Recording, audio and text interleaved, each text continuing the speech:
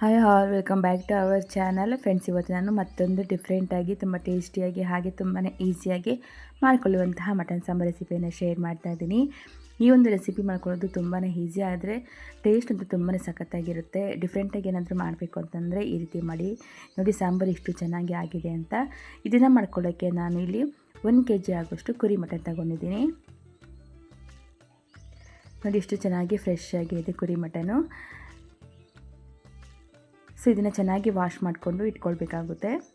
ಅದಾದ ನಂತರ ಒಂದು ಪ್ಯಾನ್ ಇಟ್ಕೊಂಡು, ಪ್ಯಾನ್ ಸ್ವಲ್ಪ ಬಿಸಿ ಆದ ನಂತರ ಒಂದು ಸ್ವಲ್ಪ ಎಣ್ಣೆಯನ್ನು ಸೇರಿಸ್ಕೊಳ್ಳೋಣ. 1 ಅಥವಾ 2 ಟೇಬಲ್ ಸ್ಪೂನ್ ಆಗೋಷ್ಟು ಎಣ್ಣೆ ಸೇರಿಸಿ, ಅದು ಬಿಸಿ ಆದ ನಂತರ ಚಕ್ಕೆ ಮತ್ತು ಲವಂಗವನ್ನು ಸೇರಿಸ್ಕೊತಾ ಇದ್ದೀನಿ. ಹಾಗೆ ಸ್ವಲ್ಪ ಶುಂಠಿ ಹಾಗೆ ಬೆಳ್ಳುಳ್ಳಿನ ಸಹ ಸೇರಿಸ್ಕೊತಾ ಇದ್ದೀನಿ. 2 ಟೇಬಲ್ ಸ್ಪೂನ್ ಆಗೋಷ್ಟು ಧನಿಯಾ ಬೀಜವನ್ನು ಸೇರಿಸ್ಕೊತಾ ಇದ್ದೀನಿ. ಇನ್ನು ಹಾಗೆ ಒಂದು ಸ್ವಲ್ಪ ಮೆಣಸು, ಜೀರಿಗೆನ ಸಹ ಸೇರಿಸ್ಕೊತಾ ಇದ್ದೀನಿ. ಇದನ್ನೆಲ್ಲ ಸೇರಿಸ್ಬಿಟ್ಟು ಚೆನ್ನಾಗಿ ಒಂದು ಸ್ವಲ್ಪ ಫ್ರೈ ಮಾಡ್ಕೊಳ್ಳೋಣ. ನಂತರ ಇದಕ್ಕೆ ಕರಿಬೇವು ಸೊಪ್ಪನ್ನು ಸೇರಿಸ್ತಾ ಇದ್ದೀನಿ. ಇದು ಆಪ್ಷನಲ್, ಬೇಕು ಅಂದರೆ ಸೇರಿಸ್ಕೊಂಬೋದಿಲ್ಲ, ಸ್ಕಿಪ್ ಮಾಡ್ಬೋದು. ಹಾಕಿದ್ರೆ ತುಂಬಾ ಚೆನ್ನಾಗಿರುತ್ತೆ. ಹಾಗೆ ಒಂದು ಸ್ವಲ್ಪ ನಾನಿಲ್ಲಿ ಗಸಗಸೆಯನ್ನು ಸಹ ಸೇರಿಸ್ಕೊತಾ ಇದ್ದೀನಿ. ಇದನ್ನೆಲ್ಲ ಸೇರಿಸಿ ಚೆನ್ನಾಗಿ ಮತ್ತೊಂದು ಸಾರಿ ಫ್ರೈ ಮಾಡ್ಕೊತಾ ಇದ್ದೀನಿ.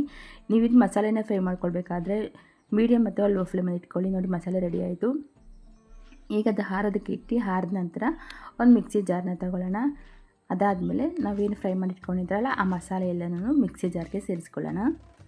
ಒಂದು ಸ್ವಲ್ಪ ನೀರನ್ನು ಸೇರಿಸ್ಕೊಂಡು ಚೆನ್ನಾಗಿ ಫೈನಾಗಿ ರುಬ್ಕೊಳ್ಳೋಣ. ನೋಡಿ, ಈ ರೀತಿ ಮಸಾಲೆಯನ್ನು ರುಬ್ಕೊಳ್ಬೇಕಾಗುತ್ತೆ. ಸೊ ಈಗ ಮಸಾಲೆ ಕೂಡ ರೆಡಿ ಆಯಿತು. ನೋಡಿ, ಈಗ ಇದನ್ನು ಸೈಡಿಗೆ ಇಟ್ಟು ಕುಕ್ಕರ್ನ ಇಟ್ಕೊಳ್ಳೋಣ. ಕುಕ್ಕರು ಸ್ವಲ್ಪ ಬಿಸಿಯಾದ ನಂತರ ಒಂದು ಸ್ವಲ್ಪ ಎಣ್ಣೆಯನ್ನು ಸೇರಿಸ್ಕೊತಾ ಇದ್ದೀನಿ. ಎಣ್ಣೆ ಬಿಸಿಯಾದ ನಂತರ ಸಣ್ಣಕ್ಕೆ ಹೆಚ್ಕೊಂಡಿರೋ ಈರುಳ್ಳಿಯನ್ನು ಸೇರಿಸ್ಕೊತಾ ಇದ್ದೀನಿ. ಎಣ್ಣೆಯಲ್ಲಿ ಈರುಳ್ಳಿ ಚೆನ್ನಾಗಿ ಫ್ರೈ ಆಗಬೇಕು. ಗೋಲ್ಡನ್ ಕಲರ್ ಬರೋವರೆಗೂ ನಿಧಾನಕ್ಕೆ ನಾವು ಈರುಳ್ಳಿನ ಚೆನ್ನಾಗಿ ಬೇಯಿಸ್ಕೊಳ್ಬೇಕಾಗುತ್ತೆ. ನಂತರ ಒಂದು ಅರ್ಧ ಟೊಮೆಟೊವನ್ನು ಸಣ್ಣಕ್ಕೆ ಹೆಚ್ಕೊಂಡು ಸೇರಿಸ್ಕೊಂಡಿದ್ದೀನಿ. ಸೊ ಇವೆರಡು ಚೆನ್ನಾಗಿ ಸಾಫ್ಟ್ ಆಗಬೇಕು. ಸೊ ಇದಾದ ನಂತರ ನಾವಿಲ್ಲಿ ಮಸಾಲೆ ರುಬ್ಬಿಟ್ಕೊಂಡಿದ್ರಲ್ಲ ಆ ಮಸಾಲೆಯನ್ನು ನಾನು ಸೇರಿಸ್ಕೊತಾ ಇದ್ದೀನಿ. ಮಸಾಲೆ ಚೆನ್ನಾಗಿ ಹಸಿ ವಾಸನೆ ಹೋಗಿ ಎಣ್ಣೆ ಸುತ್ತು ನೀಟಾಗಿ ಬಿಡಬೇಕು. ಅಲ್ಲಿವರೆಗೂ ನೀಟಾಗಿ ನಿಧಾನಕ್ಕೆ ನಾವು ಮಸಾಲೆಯನ್ನು ಬೇಯಿಸ್ಕೊಳ್ಬೇಕಾಗುತ್ತೆ.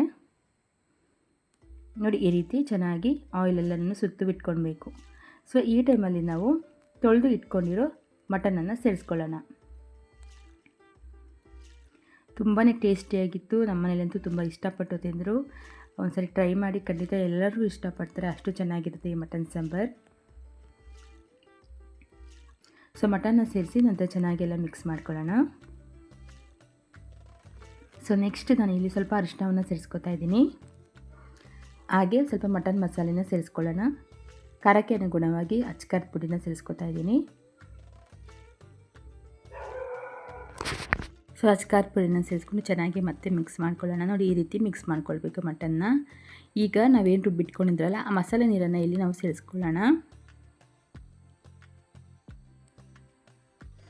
ನೀರನ್ನು ಆದಷ್ಟು ಕಡಿಮೆನೇ ಸೇರಿಸ್ಕೊಳ್ಳಿ, ಯಾಕೆಂದರೆ ಮಟನಲ್ಲಿ ಅಥವಾ ಚಿಕನಲ್ಲಿ ಆಗಿರ್ಬೋದು ನಾವು ಕುಕ್ಕರ್ಗೆ ಹಾಕಿದ್ಮೇಲೆ ನೀರು ಬಿಟ್ಕೊಳ್ಳುತ್ತೆ. ಹಾಗಾಗಿ ಒಂದು ಸ್ವಲ್ಪ ಗಟ್ಟಿಯಾಗಿ ಇತ್ತು ಅಂದರೆ ತುಂಬಾ ಚೆನ್ನಾಗಿರುತ್ತೆ. ಈಗ ರುಚಿಗೆ ತಕ್ಕಷ್ಟು ಉಪ್ಪನ್ನು ಸೇರಿಸ್ಕೊತಾ ಇದ್ದೀನಿ. ಸೊ ಉಪ್ಪನ್ನು ಸೇರಿಸಿದ ನಂತರ ಮತ್ತೊಂದು ಸ್ವಲ್ಪ ಚೆನ್ನಾಗಿ ಮಿಕ್ಸ್ ಮಾಡ್ಕೊಳ್ಳೋಣ. ಇನ್ನು ಈ ಸ್ಟೆಪ್ಪಲ್ಲಿ ನಾನು ಒಂದು ಸ್ವಲ್ಪ ಪುದೀನ ಸೊಪ್ಪನ್ನು ಸೇರಿಸ್ತಾ ಇದ್ದೀನಿ. ತುಂಬಾ ಚೆನ್ನಾಗಿರುತ್ತೆ ಈ ಒಂದು ಪುದೀನ ಸೊಪ್ಪನ್ನು ನಾವು ಈ ಸ್ಟೇಜಲ್ಲಿ ಸೇರಿಸೋದ್ರಿಂದ. ಸೊ ಪುದೀನ ಸೊಪ್ಪನ್ನು ಸೇರಿಸಿದ ನಂತರ ನಾನು ಲಿಡ್ನ ಕ್ಲೋಸ್ ಮಾಡಿ 4 ಅಥವಾ 5 ವಿಷಲ್ ಬರೋವರೆಗೂ ಬೇಯಿಸ್ಕೊತೀನಿ. ಮಟನ್ನು ಸ್ವಲ್ಪ ಎಳೆದಿತ್ತು ಅಂತಂದರೆ ಒಂದು 2 ವಿಷಲ್ ಅಥವಾ 3 ವಿಷಲ್ ಆಗುತ್ತೆ. ಸ್ವಲ್ಪ ಚೆನ್ನಾಗಿ ಗಟ್ಟಿಯಾಗಿ ಬಲ್ತಿತ್ತು ಅಂತಂದರೆ ಕಂಪಲ್ಸರಿ ಒಂದು 6 ಅಥವಾ 7 ವಿಷಲ್ನ ಇಡಲೇಬೇಕು. ಸೊ ಈಗ ಮಟನ್ ಚೆನ್ನಾಗಿ ಬೆಂದಿದೆ ಇಲ್ಲ ಅಂತಂದರೆ ಟೆಸ್ಟ್ ಮಾಡೋಣ.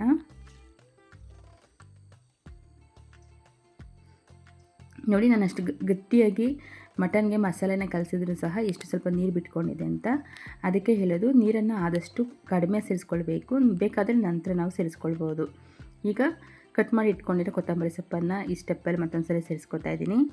ಕೊತ್ತಂಬರಿ ಸೊಪ್ಪನ್ನು ಸೇರಿಸಿ ಮತ್ತೊಂದು ಸರಿ ಮೇಲೆ ಚೂರು ಮಿಕ್ಸ್ ಮಾಡಿಕೊಂಡು ಮತ್ತೆ ನಾನು ಲಿಡ್ನ ಕ್ಲೋಸ್ ಮಾಡಿ ಸ್ವಲ್ಪ ಕಾಯಿಸ್ಕೊತೀನಿ ಒಂದು 5 ನಿಮಿಷ. ನೋಡಿ, ಈಗ ಕಾಯಿಸ್ಕೊಂಡಿದ್ದಾಯಿತು. ಮಟನ್ ಗ್ರೇವಿ ಗಟ್ಟಿಯಾಗಿದೆ. ಸೊ ಈಗ ನಾನು ಮತ್ತೊಂದು ಸರಿ ಲೈಟಾಗಿ ಒಂದು ಸ್ವಲ್ಪ ಕೊತ್ತಂಬರಿ ಸೊಪ್ಪನ್ನು ಸೇರಿಸ್ತಾ ಇದ್ದೀನಿ. ಹಾಗೆ 1 ಟೇಬಲ್ ಸ್ಪೂನ್ ಆಗುವಷ್ಟು ತುಪ್ಪವನ್ನು ಸೇರಿಸ್ತಾ ಇದ್ದೀನಿ.